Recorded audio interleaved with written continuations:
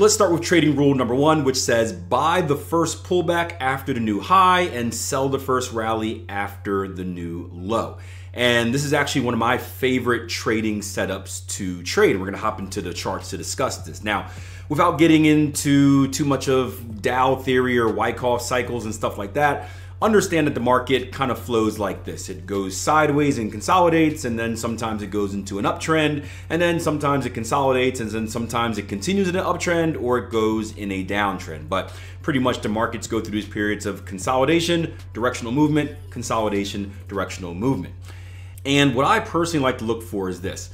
After we have this period of consolidation, at some point we are going to break out one way or the other. I don't know which way we're going to break out, which is going to be a rule we'll save for later in today, but I do know we're eventually going to break out, right? Contraction leads to expansion. If you just squeeze a spring long enough, right, the force that's generated eventually has to kind of disperse in one direction.